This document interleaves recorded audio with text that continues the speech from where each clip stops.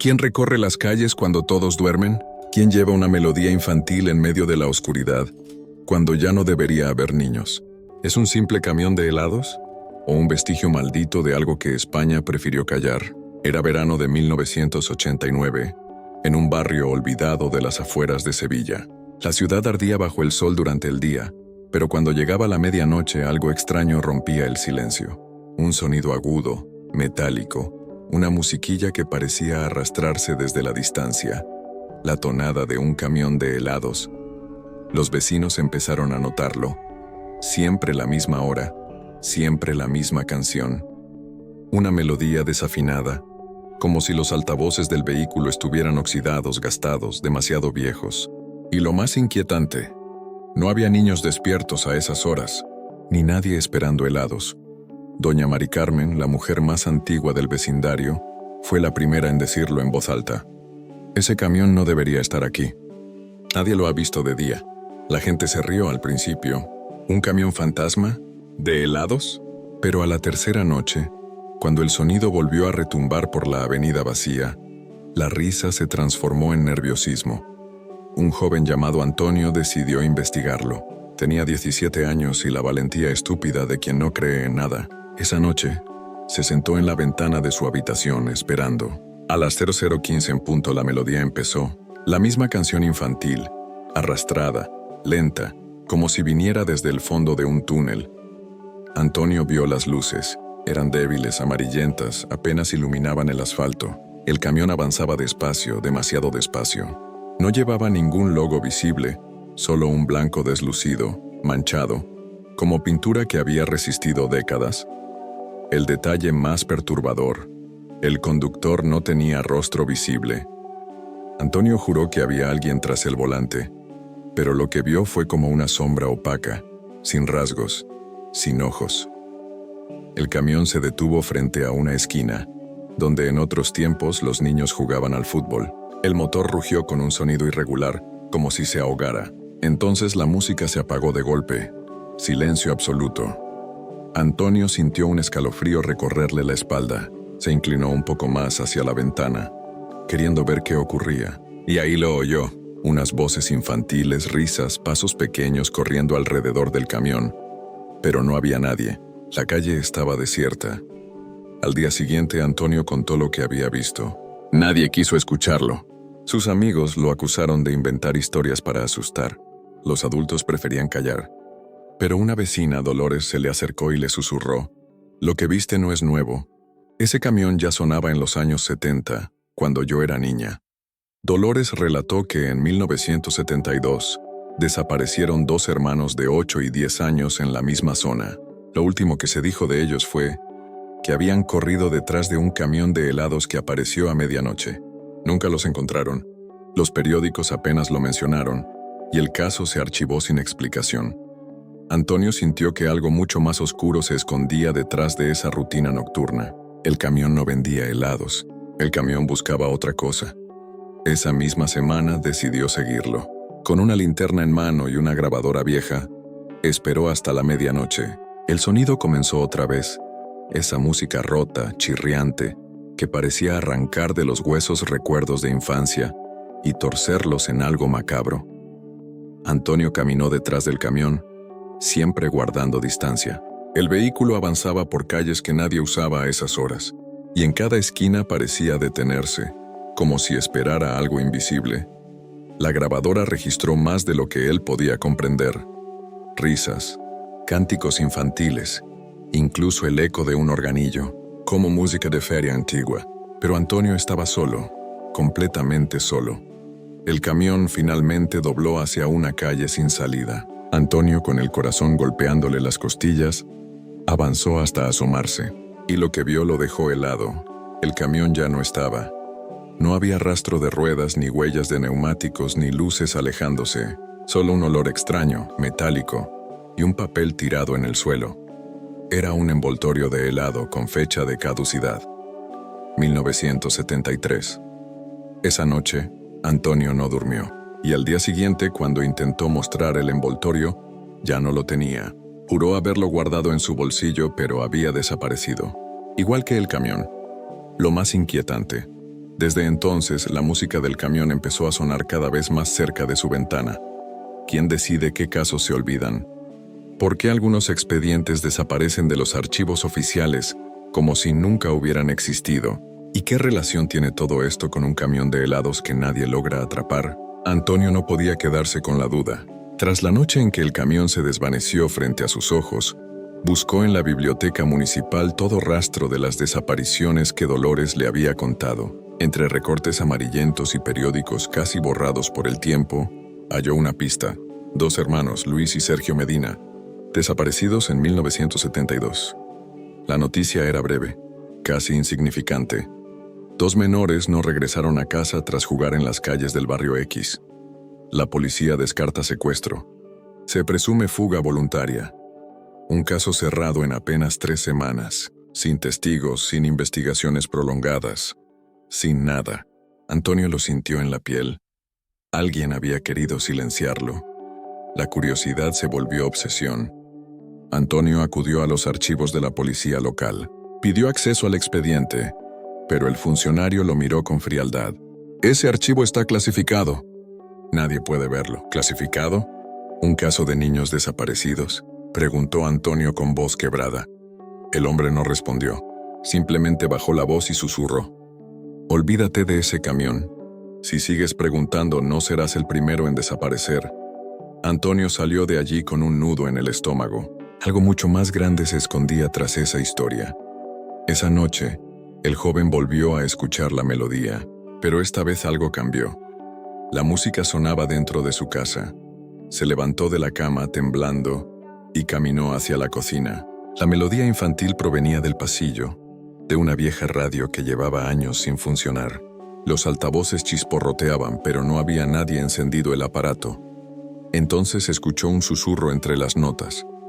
«Antonio, ven con nosotros». Eran voces infantiles. Al día siguiente, desesperado, buscó a Dolores de nuevo. Ella lo esperaba, como si supiera lo que le había pasado. «Tú también lo oíste, ¿verdad?», preguntó la mujer. Antonio asintió. Dolores se persignó. Luego le mostró una caja de madera, cerrada con llave. Dentro había recortes, fotos y, lo más perturbador, una lista de nombres tachados. Niños de distintas décadas, siempre desaparecidos en verano, siempre en barrios periféricos de Sevilla. Ninguno de los casos había llegado a los noticieros nacionales. «El camión no busca vender nada», dijo Dolores. «Busca niños. Cada 20 años regresa, y cada vez la policía calla». Antonio empezó a atar cabos. 1972. 2 hermanos desaparecidos. 1989. Habían pasado exactamente 17 años. Y el camión había regresado. ¿Por qué ahora? ¿Por qué en su barrio otra vez? ¿Y qué era lo que realmente transportaba ese camión? Dolores lo miró con un brillo de miedo en los ojos. «Dicen que lo que lleva no son helados, sino los ecos de quienes ya no volvieron». Esa misma noche, Antonio recibió una llamada telefónica. Al contestar no oyó palabras, sino la misma melodía metálica del camión. Y al fondo, risas de niños. ¿Quién estaba detrás del volante? ¿Era un hombre de carne y hueso? ¿O solo una sombra arrastrando los ecos de los que ya no estaban? ¿Y por qué los registros oficiales borraron cada detalle sobre él? Después de la llamada con aquella melodía maldita, Antonio decidió ir más allá. Dolores le entregó un último recorte, escondido entre papeles viejos. Era de 1954. El titular decía: «Camión de helados provoca pánico en un barrio de Triana. Niños aseguran escuchar su música de madrugada». El artículo hablaba de un tal conductor Herrera, un hombre que vendía helados en un vehículo destartalado y que, según los vecinos, aparecía a horas imposibles. Nadie recordaba haberlo visto durante el día, ni saber de dónde venía. Se mencionaba también que tras una de sus visitas, desapareció una niña llamada Rosa Molina, de apenas 9 años. Lo extraño, cuando Antonio buscó en los registros de tráfico de Sevilla, no había ningún conductor con ese nombre, ningún camión registrado a su nombre. Era como si nunca hubiera existido. Esa noche Antonio soñó con él. El hombre detrás del volante era alto, delgado, vestido con un uniforme blanco de repartidor, pero su rostro era incompleto. Una especie de mancha gris, sin ojos, sin boca, como una fotografía dañada, y en su mano sostenía un cucurucho de helado derretido, goteando algo que no era chocolate, sino un líquido oscuro, espeso, metálico. Antonio despertó empapado en sudor, y desde la calle, justo bajo su ventana, escuchó el motor rugir. A la mañana siguiente, decidió interrogar a los ancianos del barrio. Uno de ellos, don Ernesto, accedió a hablar, aunque con miedo. Ese camión. Yo lo vi cuando era niño. El conductor me ofreció un helado gratis. Mis amigos fueron con él, yo no. 2 nunca volvieron. Mi padre me prohibió hablar del tema, y la policía cerró la boca de todos. ¿Lo reconocería si lo viera?, preguntó Antonio. Don Ernesto se estremeció. No tenía cara, muchacho. Nunca tuvo. Dolores y Antonio volvieron a revisar su caja con documentos. Encontraron una fotografía en blanco y negro, borrosa, tomada en una feria de barrio. Entre los niños sonrientes aparecía al fondo el camión, estacionado, y tras el parabrisas, apenas perceptible, la silueta de un hombre sin rostro definido. Lo más perturbador, en la parte trasera del camión se leía un eslogan pintado a mano: helados para toda la familia, para siempre. Antonio sentía que el misterio lo envolvía como una trampa. El camión no solo regresaba cada década, parecía arrastrar con él un mismo conductor, un ser que no envejecía, que nunca fue registrado, que se alimentaba de quienes lo seguían. Y justo cuando intentaba convencer a Dolores de ir a la policía, sonó un golpe seco en la puerta. Nadie había tocado el timbre. Era un puñetazo directo a la madera. Antonio abrió con cautela. En el suelo descansaba una caja pequeña metálica con olor a óxido. Dentro había un uniforme blanco de repartidor de helados doblado con cuidado, y en el bolsillo de la chaqueta, una tarjeta amarillenta que decía: propiedad de Herrera, servicio nocturno. ¿Por qué un simple caso de niños desaparecidos acabaría con páginas arrancadas de los archivos policiales? ¿Quién tenía interés en que el camión de helado se borrara de la historia? ¿Y cuántos nombres más estaban escondidos bajo la palabra censurado? Con la caja metálica aún sobre la mesa, Antonio y Dolores decidieron buscar de nuevo en los archivos oficiales. Esta vez, viajaron hasta el viejo edificio de la Jefatura Provincial de Policía, donde se guardaban documentos de medio siglo atrás. El empleado de turno, un hombre mayor con gafas gruesas, torció el gesto cuando escuchó la palabra camión de helados. Ese expediente no existe, dijo casi mecánicamente. Dolores, con una firmeza helada, replicó: sí existe, y ustedes lo guardan bajo llave. El funcionario dudó, los miró como si evaluara un riesgo, y finalmente señaló hacia una estantería apartada. Busquen en la sección marcada como diversos, año 1950-1970. Pero si encuentran algo, yo no les he dicho nada. Los legajos estaban polvorientos, atados con cuerdas. Antonio abrió uno con manos temblorosas. Dentro había un sobre manchado de humedad con una palabra estampada en tinta roja: censurado. Lo rompió. Dentro había fotografías en blanco y negro de varios niños. Sonrisas congeladas en escuelas, ferias, plazas. Cada foto estaba fechada entre 1951 y 1969. En la parte posterior, un sello que repetía siempre lo mismo: menor desaparecido, caso cerrado. Y en el margen de algunos expedientes, escrito a mano, aparecía una nota breve: última vez visto, siguiendo un camión de helados. Antonio sintió que la sangre se le helaba. El camión había estado allí mucho antes de lo que imaginaba. No era un fenómeno de los 70 u 80, sino un patrón que se repetía cada generación. Lo más perturbador fue un informe suelto, incompleto, con frases tachadas y páginas arrancadas. Decía: se sospecha que el vehículo no pertenece a ningún registro de transporte local. Conductor descrito como varón alto, vestido de blanco, sin identificación visible. Testigos aseguran que el camión se desvanece en calles sin salida. Se recomienda no difundir este caso para evitar pánico social. Dolores, con los ojos llenos de lágrimas, murmuró: lo sabían. La policía lo sabía desde hace décadas, y aún así dejaron que siguiera. Antonio guardó las fotos y el informe en su mochila. Algo dentro de él le decía que, al haber abierto ese sobre, ya no había vuelta atrás. Esa noche, al regresar a casa, encontró la puerta entreabierta. No había señales de robo, pero sobre su cama había un solo objeto, un sobre nuevo, limpio, con su nombre escrito en tinta negra. Lo abrió con manos temblorosas. Dentro había una fotografía tomada desde la calle. Se veía su ventana, y detrás de él, reflejado en el cristal, estaba el camión de helados detenido. Pero Antonio juraría que esa foto había sido tomada apenas unas horas antes. ¿Qué ocurre cuando un pueblo entero decide callar para sobrevivir? ¿Es posible detener al camión, aunque sea con sangre? ¿O el silencio solo compra un tiempo limitado antes de que vuelva a sonar la melodía? Dolores recordó algo mientras miraban la fotografía que alguien había dejado en la cama de Antonio. «Hay un lugar», dijo con voz quebrada, «donde el camión dejó de aparecer, pero no fue gratis».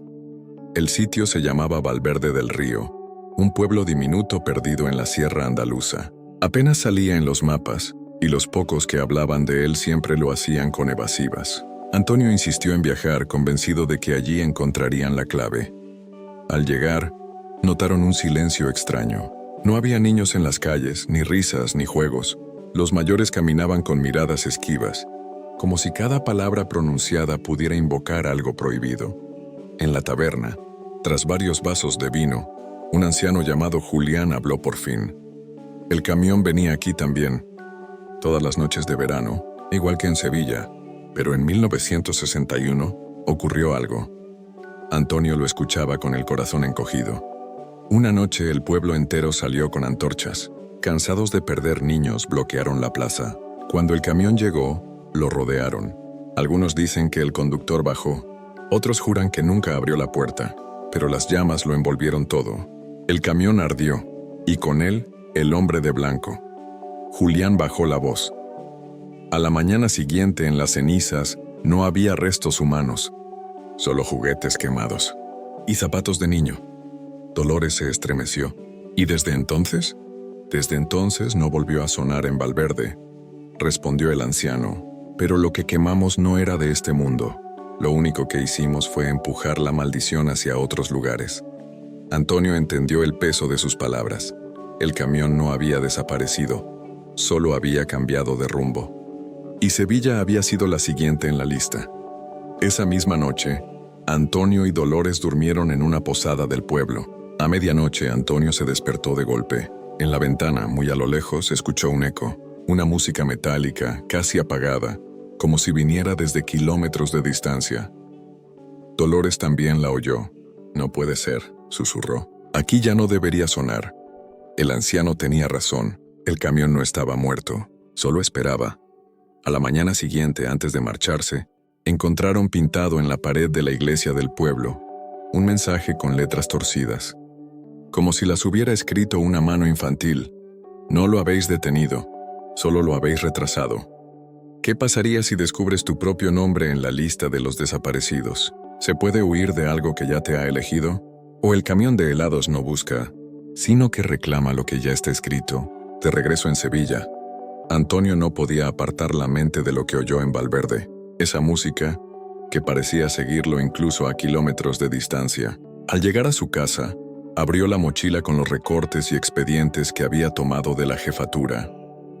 Entre las carpetas amarillentas, encontró un documento que no recordaba haber guardado. Era una hoja mecanografiada sin fecha titulada «Lista de menores marcados». Los nombres estaban ordenados por décadas. Antonio leyó con horror: 954. Rosa Molina, 961. Javier y Marta Gálvez, 972. Luis y Sergio Medina, 989. No, Antonio tragó saliva. Ahí estaba. Su nombre, Antonio Morales, y lo que lo heló aún más. Junto al suyo, en la misma línea, estaba otro nombre escrito a mano, con letra infantil y tinta corrida: Dolores. Con la hoja temblando en sus manos, corrió hasta la casa de Dolores. Ella lo recibió con el rostro desencajado, como si ya lo supiera. «No debiste abrir ese sobre», dijo ella. «Ahora estás en la lista». Antonio, con la voz quebrada, replicó: «Ya estaba antes de abrirlo. Esto está escrito desde hace años». Dolores cerró los ojos. El camión no elige al azar, marca a quienes se acercan demasiado. a quienes lo miran, a quienes hablan de él. Esa noche el sonido volvió, pero no era el eco lejano de otras veces. Era claro, fuerte, resonando justo en su calle. La melodía se arrastraba por los muros, helando la sangre de cualquiera que la escuchara. Antonio, incapaz de resistir, miró por la ventana. Allí estaba el camión, detenido bajo la farola rota. Esta vez, el parabrisas reflejaba algo distinto. No la sombra sin rostro de siempre, sino su propio reflejo, como si él mismo fuera el conductor. La música se detuvo de golpe. En el silencio posterior, Antonio oyó un murmullo dentro de su cabeza como una orden susurrada. «Es tu turno». Al día siguiente, intentó contar lo sucedido a su madre, pero ella, pálida, lo interrumpió con un gesto duro. «Hijo, tu abuelo también desapareció cuando tenía tu edad, y esa misma música sonaba en nuestra calle». Antonio sintió que el aire se le escapaba. Esto no era solo una maldición suya, era algo que arrastraba su propia sangre. Esa noche encontró bajo la puerta de su casa otro sobre. Dentro había una fotografía en blanco y negro, igual de deteriorada que las demás. Mostraba un grupo de niños sonriendo frente a un camión de helados. Pero en el centro, con claridad imposible, estaba él, Antonio, con la misma edad que tenía en ese momento, mirando directamente a la cámara. La fecha escrita al reverso, 1972. ¿Qué ocurre con los niños que desaparecen? ¿Mueren? ¿O quedan atrapados en un lugar donde el tiempo se congela? ¿Y si el camión de helados no fuera un vehículo, sino una prisión rodante? Antonio no podía apartar la fotografía de su mente. Su propio rostro congelado en 1972, en un lugar donde jamás estuvo. Decidió mostrarla a Dolores. Ella se quedó muda. Luego buscó en su caja de recortes y sacó otra imagen, aún más vieja. Era una foto de 1954, del caso de Rosa Molina. El grupo de niños posaba frente al camión y entre ellos estaba el mismo Antonio, con la misma edad, la misma expresión. «Esto no es posible», murmuró él. Ni siquiera había nacido. Dolores lo miró con lágrimas en los ojos. «¿Y si no es que desaparecen, sino que quedan atrapados, congelados en el tiempo, prisioneros en ese camión?» Esa noche, Antonio decidió enfrentarlo. Llevaba la grabadora, la linterna y las fotografías. Esperó a las 00:15, cuando la música comenzó a flotar en el aire. El camión dobló la esquina y se detuvo frente a él. El motor resoplaba como una bestia cansada. La ventanilla del conductor estaba bajada, pero dentro solo había sombras. Antonio se armó de valor y caminó hasta la parte trasera. La puerta estaba entreabierta, y de allí salía un frío antinatural, helado como un invierno eterno. Miró dentro. No había cajas de helados, ni neveras, ni estantes, solo un pasillo largo, imposible, como si el interior fuera más grande que el camión mismo. Las paredes estaban cubiertas de escarcha, y en el aire flotaba un vapor blanco. Antonio escuchó risas, risas de niños. Avanzó unos pasos y los vio. Docenas de pequeños con ropa de distintas décadas jugando entre sí, inmóviles en su edad, sin haber crecido un solo día. Uno de ellos se acercó. Tenía el pelo rizado, unos 8 años. Su rostro era alegre, pero sus ojos estaban vacíos, sin brillo. «¿Quieres jugar con nosotros, Antonio?», preguntó. Antonio retrocedió aterrado. «No, ¿qué os hicieron?». El niño sonrió con dulzura. «Nada, solo nunca crecemos. Aquí siempre hay helados, siempre verano, siempre juego, pero nunca salimos». De repente Antonio lo reconoció. Era Luis Medina, el niño desaparecido en 1972. Y detrás de él estaba su hermano Sergio, igual de pequeño, igual que en las fotos. Antonio temblaba. «No puede ser. Lleváis décadas aquí». Una voz retumbó desde el fondo del camión, grave, metálica, como si viniera de la misma carrocería. «Ellos pertenecen a mi ruta. Y tú, Antonio, también». La puerta trasera comenzó a cerrarse sola lentamente mientras el frío se volvía insoportable. Antonio corrió y logró escapar en el último instante. Cayó al asfalto jadeando, con el eco de las risas infantiles detrás de él. El camión arrancó y desapareció en la noche, dejando tras de sí un olor metálico y un helado derretido sobre el suelo. Antonio entendió entonces la verdad. Los niños no morían. Permanecían atrapados, congelados en la infancia, devorados por un ciclo eterno, y ahora él estaba marcado para unirse a ellos. ¿Es posible romper una maldición que se arrastra durante décadas? ¿O el único precio aceptable es entregar otra vida a cambio? ¿Qué estaría dispuesto Antonio a perder para no convertirse en parte del camión? Después de la visión del interior helado, Antonio se encerró en casa con el corazón golpeando como un tambor. Dolores lo visitó al amanecer llevando bajo el brazo un libro polvoriento, encuadernado en cuero agrietado. «Este libro me lo dio mi abuela», dijo ella. «Viene de Valverde del Río, el pueblo que logró detener al camión por un tiempo. Aquí está escrito un ritual, un método para romper el ciclo». Antonio lo miró con ansiedad. «¿Qué hay que hacer?». Dolores abrió el tomo con manos temblorosas. El texto estaba en castellano antiguo, casi ilegible, pero una frase resaltaba en letras negras. «Para cerrar la ruta, debe ofrecerse un inocente en lugar de los marcados». Antonio lo entendió de inmediato. «¿Quieres decir un sacrificio?». Dolores asintió con lágrimas contenidas. Por eso en Valverde se atrevieron a quemar el camión. Hubo fuego, sí, pero también alguien entregado.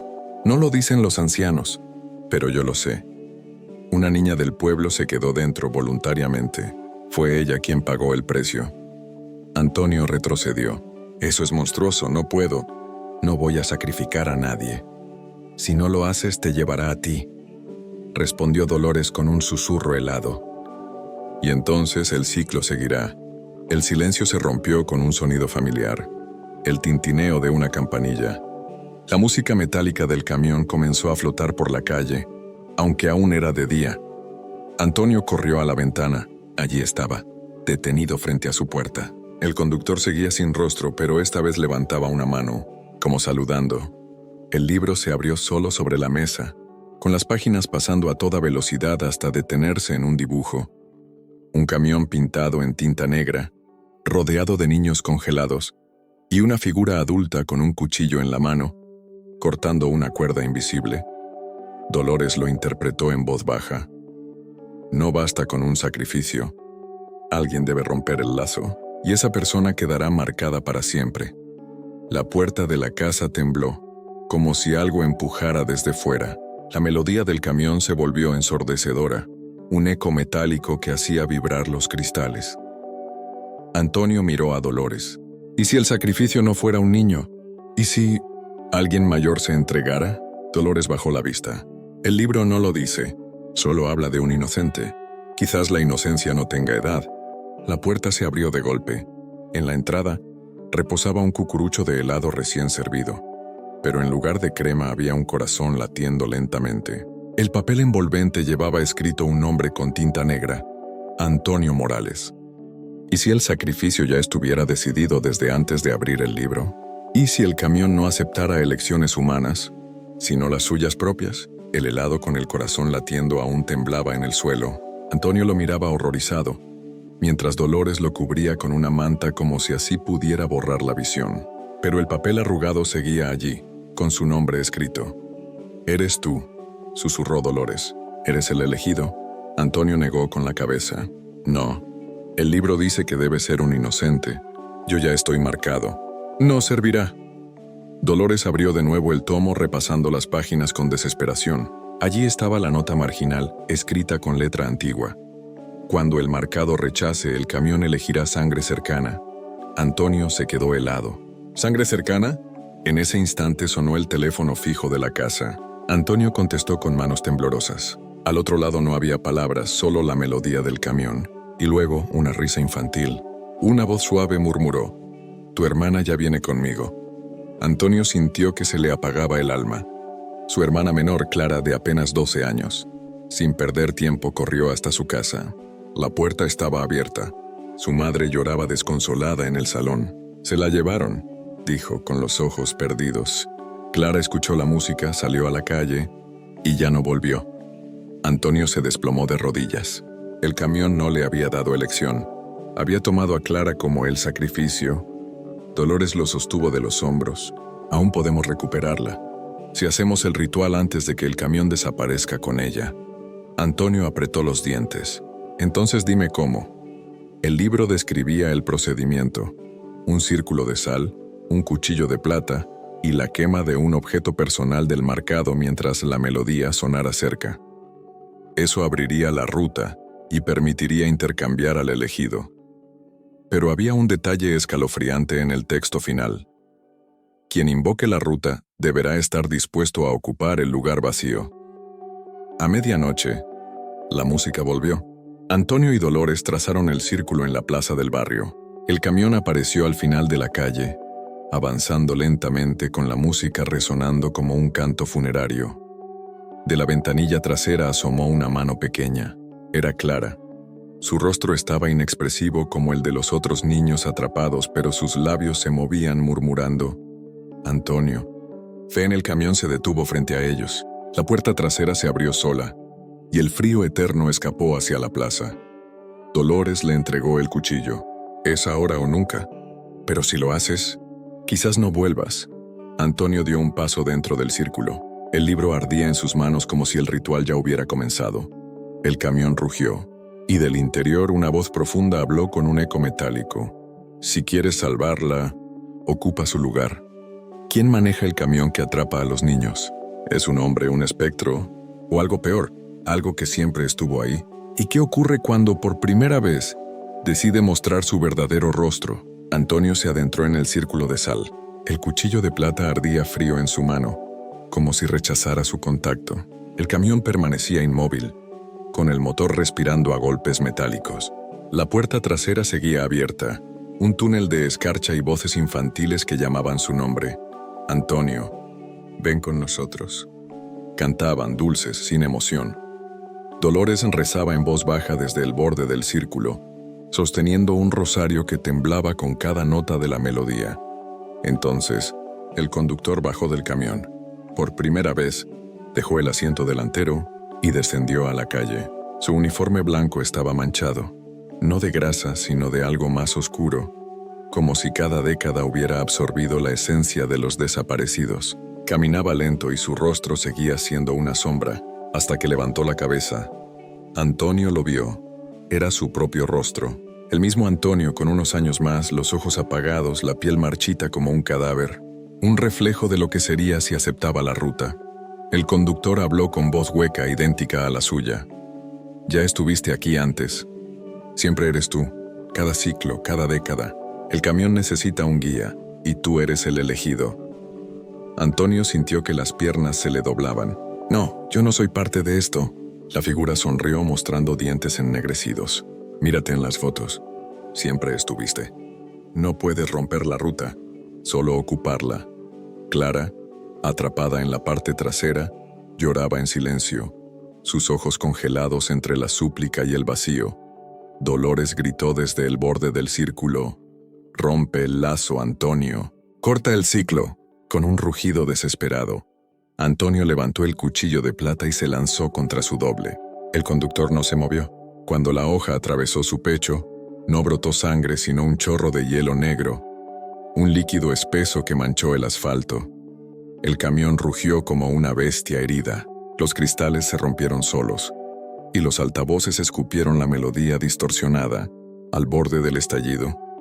Los niños atrapados empezaron a gritar, no con voces infantiles, sino con ecos antiguos, como si todas las almas retenidas lloraran al unísono.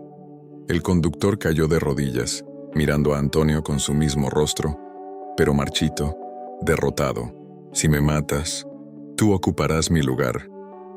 Antonio temblaba, el cuchillo aún en su mano. Dolores lo miraba con lágrimas desesperadas. El camión temblaba como si fuera a arrastrar a todo el barrio consigo. Clara extendió la mano desde la oscuridad del interior, con los labios temblando en un susurro. «Hermano, no me dejes aquí».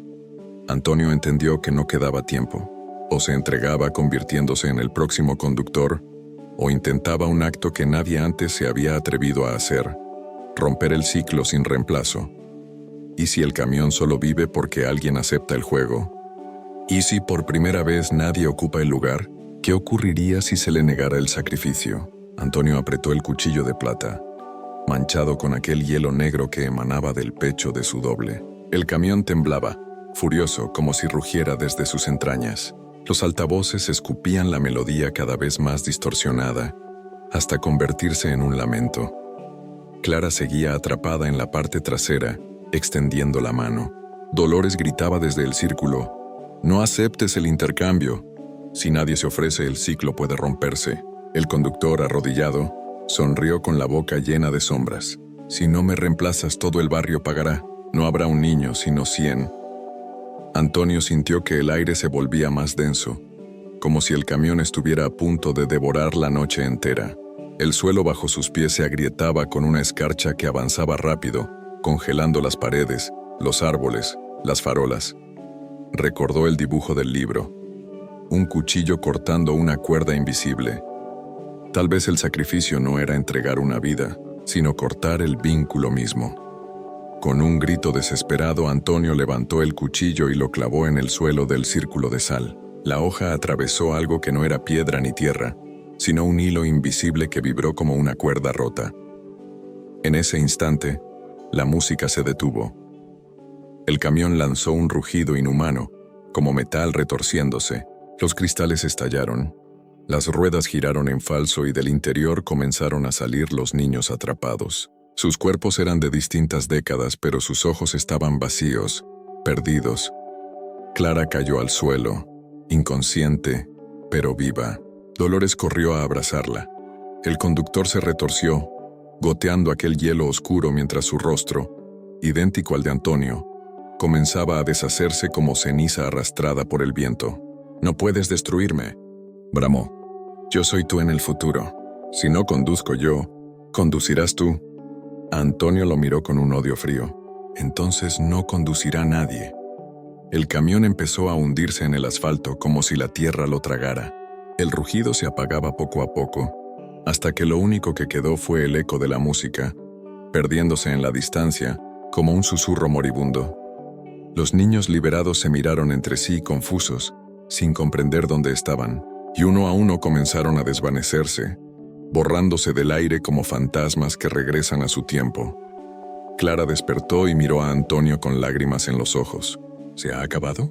Antonio respiró hondo. El silencio era absoluto. El camión ya no estaba. Pero en el suelo, entre la escarcha rota, permanecía el cuchillo de plata, ahora negro como la brea. Antonio lo levantó y escuchó muy dentro de su cabeza un último susurro: «Nos volveremos a ver». ¿De verdad se puede escapar de algo que te ha elegido? ¿O al romper el ciclo solo cambias la forma de la cadena? ¿Qué ocurre cuando la maldición ya no está en el camión, sino dentro de ti? El barrio amaneció en silencio. No hubo música metálica ni rugidos en la noche. Las calles estaban tranquilas, como si nada hubiera pasado. Clara jugaba en la cocina, ajena al horror de las horas anteriores. Dolores suspiraba de alivio, convencida de que el ritual había funcionado. Pero Antonio no. Él sentía otra cosa. Cada vez que parpadeaba, un destello blanco cruzaba su visión como las luces del camión, y cuando cerraba los ojos, escuchaba el rugido del motor, apagado, sofocado, pero aún presente, como si estuviera dentro de él. Esa tarde, frente al espejo de su habitación, vio lo que lo heló. En la parte baja de su cuello, sobre la clavícula, había aparecido una marca oscura, como un tatuaje borroso. No era una figura clara, más bien una mancha de tinta. Pero al mirarla con detalle, reconoció la silueta de un camión. «No», murmuró temblando. Dolores entró sin tocar la puerta. Lo vio y palideció. Esa es la señal del conductor. El camión ya no existe, pero su ruta sigue dentro de ti. Antonio se tocó la marca con desesperación. ¿Qué significa? Dolores bajó la mirada. Que tarde o temprano volverás a manejarlo. Esa noche soñó de nuevo. Caminaba por una carretera infinita, bajo un cielo sin estrellas. El camión lo esperaba en mitad de la vía, con las luces encendidas. La puerta del conductor estaba abierta, y en el asiento un uniforme blanco doblado con cuidado aguardaba. Un murmullo llenaba el aire, cientos de voces infantiles repitiendo en coro: «Conduce, conduce, conduce».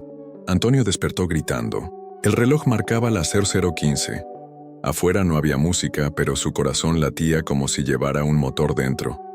Durante los días siguientes, intentó ignorarlo. Salía con Clara, hablaba con Dolores, fingía normalidad.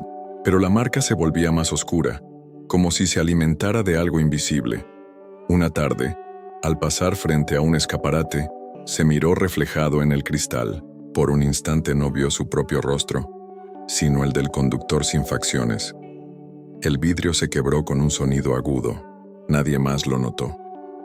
La última confirmación llegó en forma de un sonido apenas perceptible. Mientras caminaba solo por el barrio, Antonio escuchó un clink-clink metálico, como el eco lejano de una campanilla infantil. El camión había desaparecido de las calles, pero ahora vivía dentro de él. ¿Se puede huir de una maldición que vive en tu propia piel?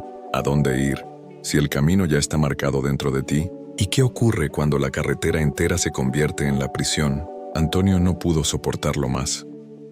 Una madrugada, mientras Clara dormía y Dolores rezaba en silencio, metió algunas cosas en una mochila y tomó un autobús rumbo a Madrid. Su idea era sencilla: huir, alejarse de Sevilla, escapar de la sombra del camión. Durante el viaje todo parecía normal: el traqueteo del motor, los ronquidos de los pasajeros, las luces de carretera. Pero al cabo de unas horas el conductor del autobús encendió la radio. Sonó una melodía metálica. Esa misma Antonio se levantó de golpe. «¡Apague eso!», gritó. El chofer lo miró sorprendido. «¿Esto? No está puesta la radio, muchacho». La música seguía sonando, pero solo para Antonio. Provenía del interior de su pecho, resonando como un motor invisible. Se sentó de nuevo, temblando, y cerró los ojos. Cuando los abrió, el paisaje había cambiado. Ya no eran campos ni carreteras. A ambos lados solo había calles vacías iluminadas por farolas parpadeantes. Y en cada esquina, un camión de helados estacionado, idéntico, con las luces amarillas encendidas. Antonio miró a los demás pasajeros, pero todos estaban congelados, inmóviles, como muñecos de cera.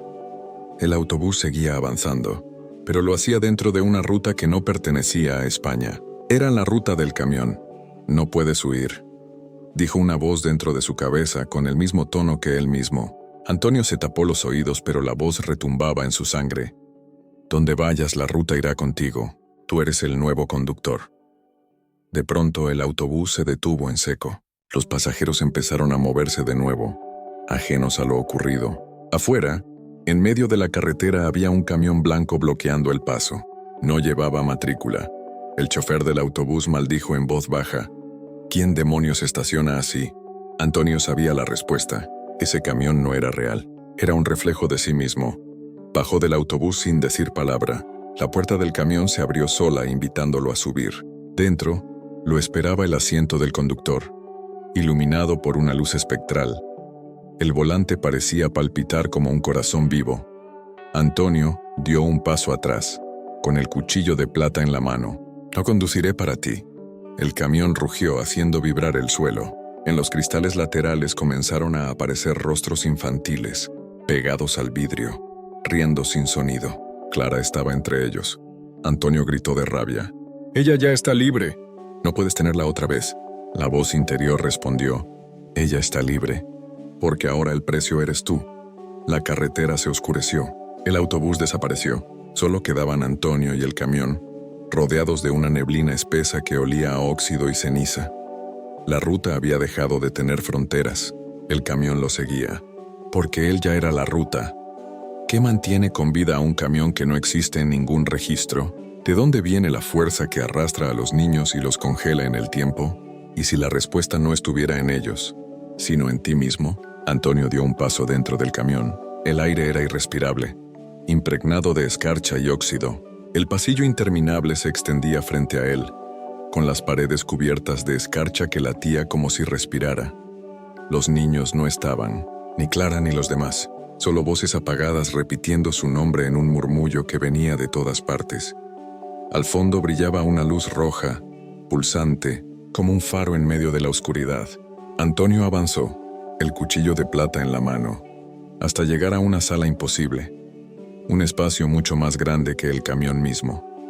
En el centro colgaba un objeto repugnante, un corazón gigantesco, hecho de metal oxidado y carne negra, conectado a tubos que parecían venas y cables a la vez.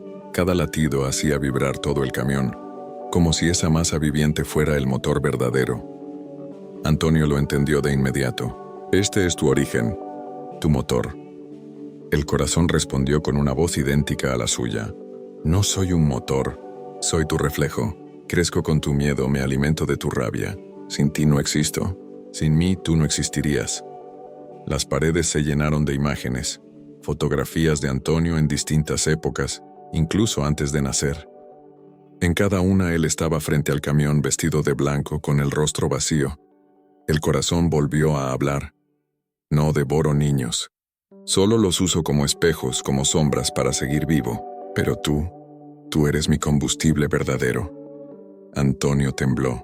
Entonces, si te destruyo, ¿muero yo también? El corazón palpitó con más fuerza, lanzando chorros de escarcha y sangre negra. No puedes matarme sin matarte, porque yo soy tú. Antonio levantó el cuchillo de plata. Sus manos temblaban, pero su mirada estaba fija. Dolores le había advertido que cortar el lazo tendría un precio. Quizás era morir junto con la máquina. Prefiero morir yo, antes que seguir alimentándote, dijo con la voz quebrada. El corazón rió, un eco metálico que llenó el pasillo. Hablas como todos los que vinieron antes.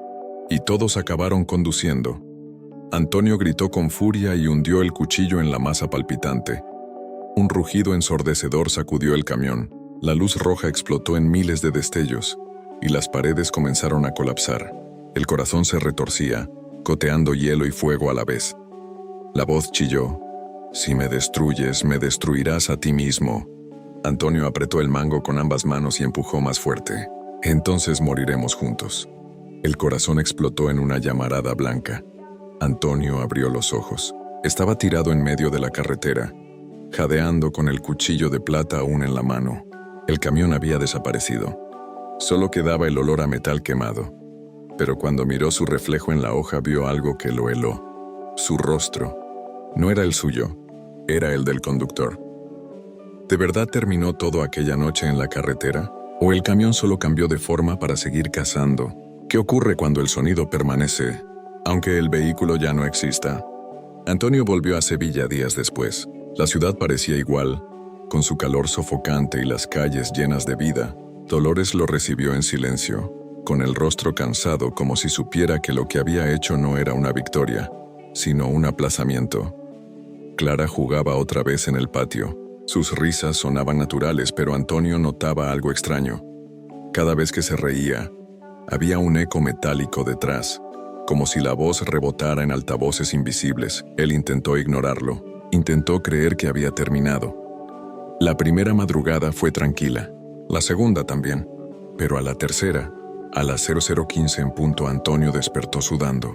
No había música, no había motor, solo pasos, un arrastre lento, pesado, metálico, como si alguien caminara con botas que retumbaban sobre el asfalto. Se asomó a la ventana. La calle estaba vacía. No había camión, ni luces amarillas, ni rastro de humo, solo sombras largas y pasos que se acercaban, sin cuerpo que los produjera. Antonio bajó corriendo a la calle, cuchillo en mano. El eco lo rodeaba, rebotando en cada pared, cada esquina, y entonces lo oyó. La risa de un niño justo detrás de él. Se giró, y no había nadie. El cuchillo cayó de sus manos. El frío le recorrió la piel. «No hay camión», murmuró. «Ahora soy yo». Esa misma semana, los periódicos locales informaron de algo inquietante. Niños que jugaban en la calle aseguraban haber visto a un señor vestido de blanco caminando a medianoche, ofreciendo helados en cucuruchos invisibles. Ninguno de los adultos lo vio jamás, pero los pequeños juraban que la voz del hombre sonaba idéntica a la de Antonio. Esa fue la última vez que alguien lo vio en Sevilla. Nadie supo si se marchó, si desapareció, o si simplemente se convirtió en el eco que ya no necesita ruedas para seguir cazando. Porque desde entonces, cada verano, cuando la ciudad se sumerge en silencio a medianoche, ya no suena un camión de helados. Ahora solo se escuchan pasos y una voz infantil que susurra: ¿Quieres jugar conmigo?